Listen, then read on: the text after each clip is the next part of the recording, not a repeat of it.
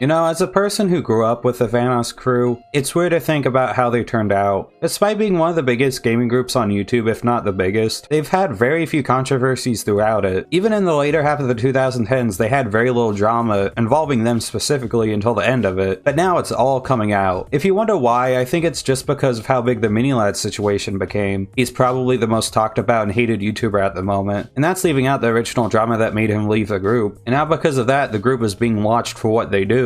I recently did a video about Louis and his mistreatment of women. I've done multiple videos on Minilad and his grooming, and the fact that he blamed leaving the group on Terrorizer, another YouTuber he played with, leading to him not only getting a lot of hate from his own fans, but other people's fans too, since they thought he was the reason the group was breaking apart. Now there's Ohmwrecker. Although to be fair to Ohm, he's been doing shady stuff like this for years. But before I start, I want to make it clear that he is on the same level as Minilad or Louis. He deserves to be called out for what he's done, and what he's done is scummy and he's been doing it for years. But I just want to make it clear that there's no allegations or anything. It's just the stigma given all that's coming out against a couple of the members. If you don't know who Ohmwrecker is, he's a pretty big gaming YouTuber who sits at 2.41 million subscribers, and has been playing with the Vanoss crew off and off for years. Mostly off nowadays. It isn't actually his first group either. He had plenty of groups that he's left throughout the years. The biggest one before them actually being Markiplier's, if you can believe that. Even played with Jacksepticeye and even PewDiePie at some point. Stop being so. Run, you can do it, Ohm. You got it, Ohm. I believe in you. I'd completely forgotten that they did videos together back in the day, and I wondered why they stopped. Because Markiplier, from what I can tell, has kicked very few people from his own inner circle out. The only person I can think of, other than Ohm, is Yummy Mash, and I want to do a video about him eventually too. But while I was looking into it, he apparently was kicked out because he accused Markiplier of grooming fans, which is a lot to accuse someone of with practically no evidence, which obviously led to him being kicked out of the group. Now, I can't find the original post that Ohmwrecker did, but he was either accusing Markiplier or someone else from that group of grooming. But the main things I want to talk about is the really scummy way he's been treating people that he's been playing with nowadays, especially on Twitter. For example, when his friend Bryce, another YouTuber who played with the crew, posted on YouTube about how he was working out a lot and got a six-pack, he's really nasty to him for no reason. All Bryce was doing was talking about how he got healthier and how he did it and just wanted to tell his audience. It wasn't mean, it wasn't malicious, it was just the guy being proud of what he did. You want to know how Ohm responded to this video of him being proud of his six-pack that he worked on for half a year? He made a bunch of pretentious posts on Twitter about how it's just vanity to get a six-pack, and how he's trying to instigate the communities into fighting by him just being proud about improving his health and wanting to talk about it to his audience. It came out of nowhere and was very weird. If the video was about like how cool he was for doing it and how fat people suck, then yeah, you can call him out for it. But he was just honestly proud of it and telling his audience about it. And he was just called vain for no reason. And he made those posts the same day too. And also, before he could respond to defend himself of being unjustly attacked for getting healthier, Ohm blocked him, just so he couldn't respond. Which really says something about a person who will attack another person for getting healthier and being proud of it. Like, that's something you should be proud of. And if you were a friend of them, you would be proud of them too. The drama got so dumb that his own thumbnail artist jumped ship, and when a fan was talking about how depressed they got from them not playing together, you know, over a situation that he started for no reason, he decided to be real nice to the fan and never responded to them. Bryce did, which was nice, but still, you won't give your own audience a reason why you dumped your friend over them getting healthier. Well, you might say this was a few years ago, and now they're back to playing together. And while this is true, this isn't like a one-off thing.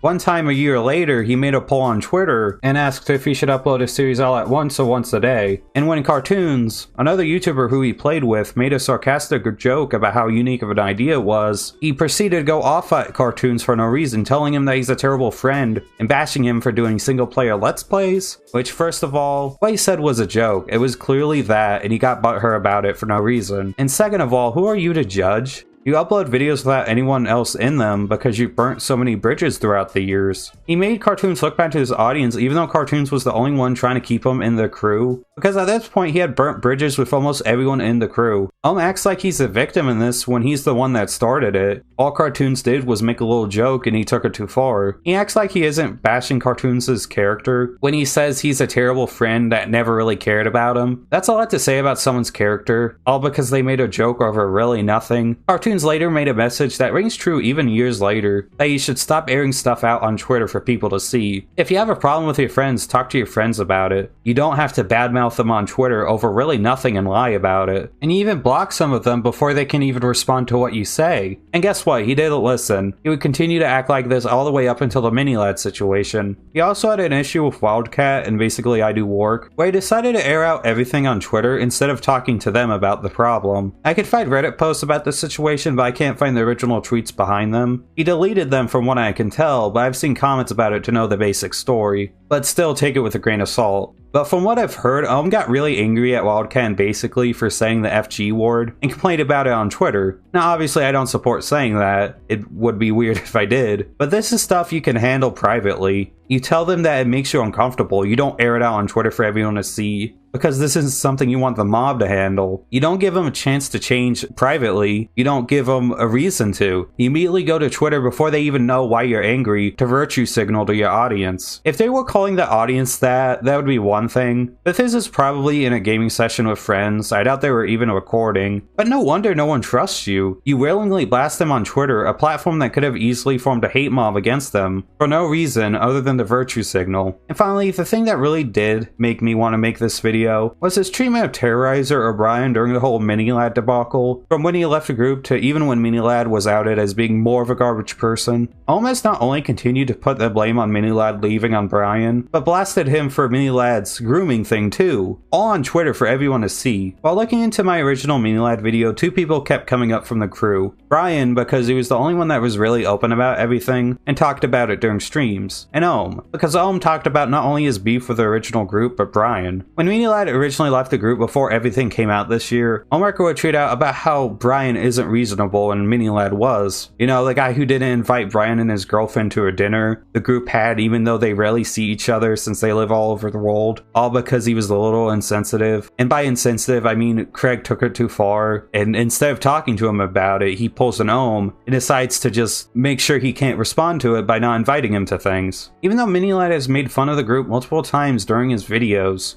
I also have no idea. They're still playing Gmod? Damn. After all this time, they're still playing Gmod? I mean, they kicked me out of all their chat, so I have no idea what the hell they're doing, so... They're still... Damn! And now you're doing the exact same thing, but Brian's the problem. And when everything came out about Minilad this year, and everyone heard about Louis too, you call him out for not talking about it. Another thing that happened recently was a clip from Terrorizer's stream that got really big on YouTube, of him talking about Minilad and Ohm, and he said this. Ohm did, that was just like, to the point where I was like, right, okay, man. He started saying, with the whole Craig thing, he started saying, like, he didn't at me, because he's blocked me on Twitter. He's blocked me on Twitter. These are just the facts. I don't know what he's doing on Twitter. He's blocked me. Okay. What did he do? He fucking said he was insinuating that I must have had no knowledge of the things that are happening with Craig. That surely Brian knew about it. Like, what the fuck? What a fucking slanderous thing to say on the internet. So no. I wouldn't be expecting me and him to be playing. He fell out with, like, everyone in the group. And this obviously got big, to the point that even Ohm commented on it, which, to be fair to Ohm, he never accused Brian of knowing about Minilad and what he's been doing from any of the tweets I saw. He must have just misremembered it. But it's still terrible to judge your friends for not talking about it. Craig was his friend. Craig was your friend. He was for years. This isn't an easy thing to talk about, and while you're okay with burning bridges and moving on to the next person that might play with you, Brian isn't. And while it's good that you call out Minilad, and I appreciate it, Terrorizer has too. He even tweeted out a fan who was harassed at Camp 17, something he did with Craig and basically. And it was really nice of him, and it was something that he really didn't have to do. This is like the chaotic PewDiePie situation. Would it be great for PewDiePie to talk about this situation? Absolutely. But it obviously hurts to talk about. And since so many people are doing it for them, they don't have to. And you can't act like other people are the only ones that keep bringing it back up. You're also part of the reason that it won't die. You keep talking about it. If your comment had been the only response, that would have been fine. You're defending yourself on a really popular video. But you keep bringing it up and talking about drama on Twitter, and then then you delete it so you can say no you didn't, but people see it. Because unlike you, Terrorizer is clearly tired of it. If you watch Terrorizer's streams, you see how tired he is of everything. He's hurt by the Minilad situation, and while he was wrong about you accusing him of knowing, you still called him out for not wanting to talk about it. When Minilad left, people blamed him. Minilad blamed him because he was the one that was supposedly insensitive. What really happened was Craig told his audience that, so you wouldn't have to explain how petty it was. A lot of information was not just given at the time. Diesel Patches, a big YouTuber who also did Minilad videos, made an apology to him recently because Terrorizer responded to him and was clearly hurt about what Diesel got wrong. What are you doing here? Are you coming to my stream trying to get me to say something that you make a fucking video about, huh? Huh? Fuck me. And listen, Patches, alright? You know the video I'm talking about. Get your facts right. I said in the last stream. Little shit. I said on the last stream. No joke was made about a car crash. That's incorrect information, man.